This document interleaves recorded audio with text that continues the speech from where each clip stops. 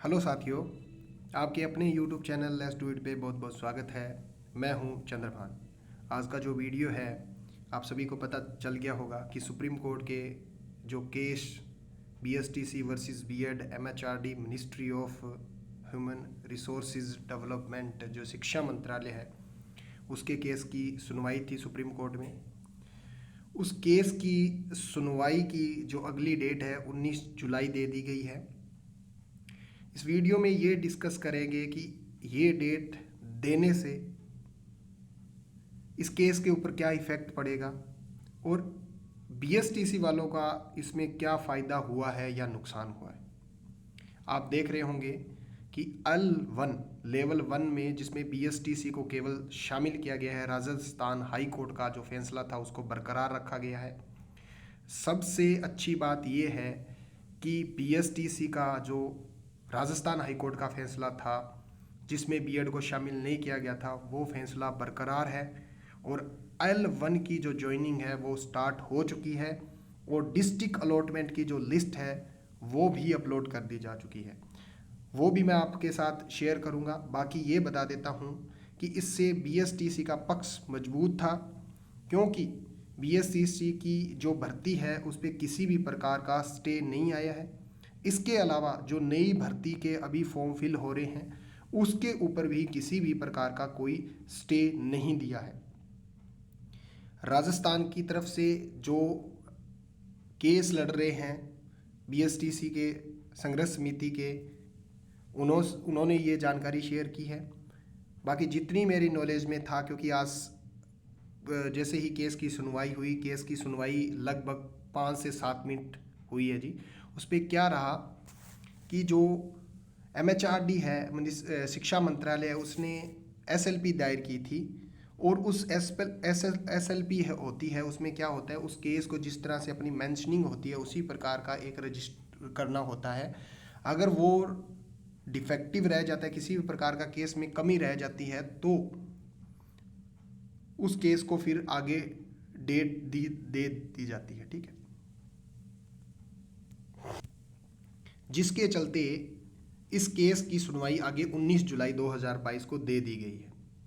सीधी सीधी बात है, शिक्षा मंत्रालय की गलती के कारण BSTC छात्रों का एक बार फिर से शोषण हो रहा है।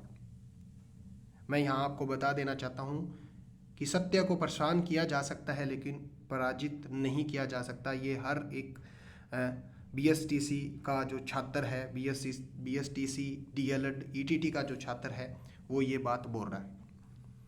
अभी पंजाब का जो केस है जी, 2 मई को जिसकी सुनवाई है, उसके लिए भी हम आपसे बात करेंगे। पहले जो तथ्य हैं जी उन पे बात कर लेते हैं।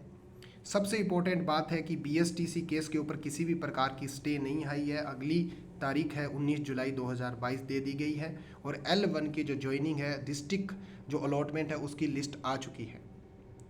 ठीक है, और जो अभी भर्ती चल रही है प्रक्रिया, उसमें किसी भी प्रकार की कोई अड़चन नहीं आएगी। इसके अलावा जो न्यू फॉर्म फिल हो रहे हैं उसमें बीएड फॉर्म फिल नहीं कर पाएगा। अभी जिला अलॉटमेंट वाली लिस्ट मैं आपको दिखा देता हूँ। तो साथियों, ये आप देख सकते हैं, कार्यालय निदेशक प्रारंभिक शिक्षा राजस्थान बीकानेर कार्यालय का आदेश है। राजस्थान प्राथमिक उच्च प्राथमिक विद्यालय अध्यापक भर्ती थी 21-22 वाली, उसमें गैर अनुसूचित क्षेत्र हैं, नॉन TSP की ये लिस्ट है जी।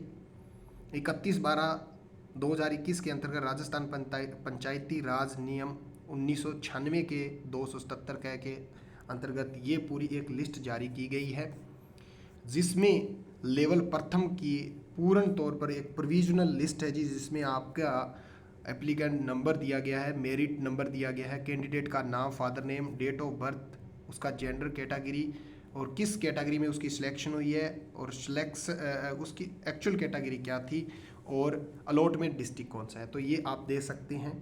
ये लगभग 295 पेज की लिस्ट है जिसमें हर एक व्यक्ति का नाम दिया गया है। यहाँ से आप देख सकते हो कि L1 की ज्वाइनिंग प्रक्रिया है वो स्टार्ट हो चुकी है।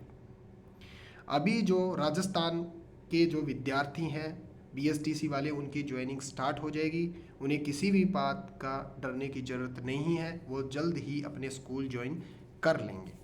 अब बात है जी पंजाब के अंदर जो 6635 भर्ती है उस पे जो केस चल रहा है 2 मई को जिसकी सुनवाई है, उस पे क्या क्या हो सकता है वो आपसे डिस्कस करते हैं। ये देख सकते हो जी आप कि 15 नंबर अपना केस था जिसकी सुनवाई हुई। इसमें कोई दोहराई नहीं है, सुनवाई सिर्फ 5 मिनट या 6 मिनट चली, उसके बाद आगे की डेट दे दी गई है।